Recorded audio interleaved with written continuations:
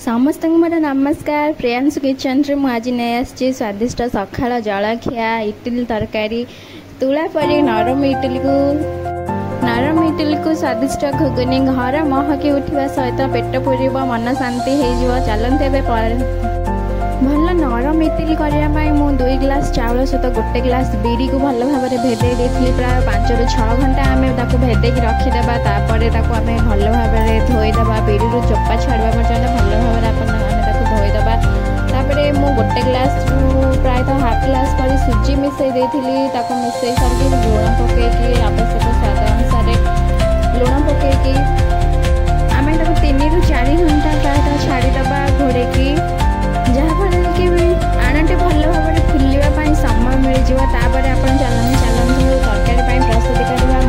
बुट जाइए राति भेदे नहीं आवश्यक अनुसार मुझे आलू 3टी नहीं आलू को भल भाव में पीस पीस कर काटी बुट जाए और आलू को आम 3 ରୁ 4ଟି सीटी मारिदेवा कारण आम राति बुट जाइए भेदे अधिक सीटी मारे से जाही अधिक मेल्ट हो तेणुक आम 2 ରୁ 3ଟି सीटी मारिबा। तापर मो मसला देखते 2टी पियाज और टमाटो अदा और रसुण को नहीं जाए भल भाव में ग्राइंडिंग करदे। कड़ाई बसई तेल पकईकि गोटा मसला सब पकई मसला तेल पकईले तरकारी टेस्ट आसे भल बास्ना आसे। तापर मु काटी रखी टमाटो को पकई ये टाइम आम लंका गुंड और हलदी गुंड पकईदे जहाँफल कि तरकारी कलर भल आसो। ये टाइम पकईले तरकारी कलर भल आसा सहित भल देखा जाए जहाँफल खाइबा को इच्छा हुए।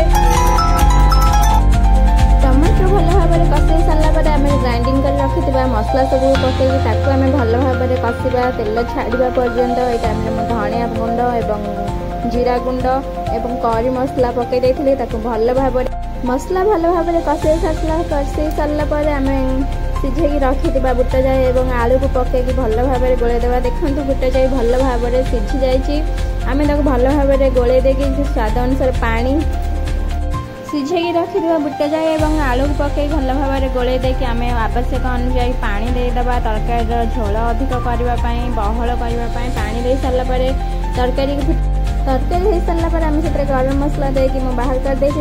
आम इडली दे देखो छांचरे भल भाव में तेल दे आम इडली आण को सब दे आम गैस रे बसई प्रायतः 10 मिनिट ରୁ 15 मिनिट छाड़ सारापर आम इडली प्रस्तुत हो जाए। देखो आम गरम गरम इडली को नाली नाली तरकारी